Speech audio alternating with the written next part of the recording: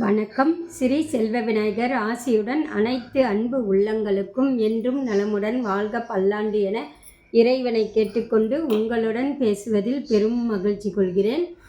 நம்ம ராசிக்கு 7ஆம் இடத்துல சனி இருந்தால் தாரதோஷம் அது பின்விளைவுகள் தருமா அப்படின்னு கேட்குறாங்க. லக்னத்துக்கு 7ஆம் இடத்துலையோ 8ஆம் இடத்துலையோ இருந்தால் தாரதோஷம். அந்த தாரதோஷம் அப்படிங்கிறது என்னென்னா, திருமணம் வரைக்கும் போயிட்டு தடைப்பட்டு நின்றுடும். இல்லையா திருமணம் ஆன பிறகு தாரதோஷம் பாதிப்பு ஏற்பட்டு கணவன் மனைவிக்குள்ளே பிரிவு அப்படிங்கிறது கொடுத்துடும். இதுதான் இருதாரம் அப்படின்னு சொல்லி வந்துடும். இதை தான் தாரதோஷம் அப்படிங்கிறது. நம்ம ஜாதகம் எந்த லக்னம் எங்கே இருக்கோ அதிலிருந்து எண்ணி பார்த்தா 7, 8 இருக்கக்கூடாது சனி. அப்படி சனி இருந்தால் பரிகாரம் செஞ்சுக்கிட்டால் இருதார அமைப்பு பாதிப்பு ஏற்படாது.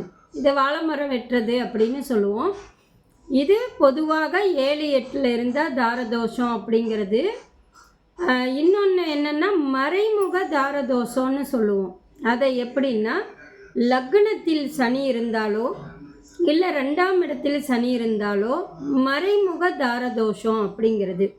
அப்படி இருந்தால் என்னங்கம்மா அப்படின்னா, 7ஆம் இடத்துல 8ஆம் இடத்துல இருந்தால் தாரதோஷம். சரி, ஓகே, நீங்கள் சொன்ன மாதிரி பரிகாரம் பண்ணுறோம்.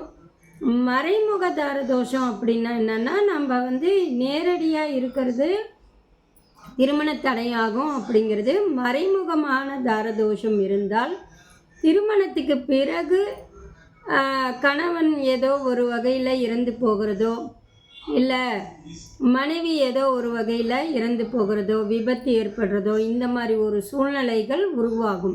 அதை தான் மறைமுக தாரதோஷம். அப்போ இவங்களுக்கு திருமணம் அப்படிங்கிறது அதில் ஒரு முதல் தாரம் பாதிப்பு ஏற்பட்டு 2வது தாரமாக கல்யாணம் பண்ணுற மாதிரி ஒரு சூழ்நிலை வந்துடும். அப்படிங்கிறது தான் மறைமுக தாரதோஷம் அப்படிங்கிறது. அந்த மறைமுக தாரதோஷத்தையுமே தண்ணி போகக்கூடிய இடத்துல ஆத்தோரத்தில் போயிட்டு வாழை மரத்தை பரிகாரம் செஞ்சு வெட்டி பரிகாரம் செஞ்சுக்கிறது தான். இதை மறைமுக தாரதோஷத்தை நம்ம நிவர்த்தி பண்ணிட்டால் அந்த மாதிரி ஒரு வாய்ப்பு திருமணத்துக்கு பிறகு இழப்புகள் ஏற்படாது. அந்த கணவன் மனைவி 2 பேருமே அந்யோன்யத்துடன் வாழக்கூடிய யோகங்கள் வந்துடும். சரிங்களா? இதை தான் மறைமுக தாரதோஷம் அப்படிங்கிறது. பார்த்து செய்யணும். சரியா? நல்லதே நடக்கும், நன்மை பிறக்கும்.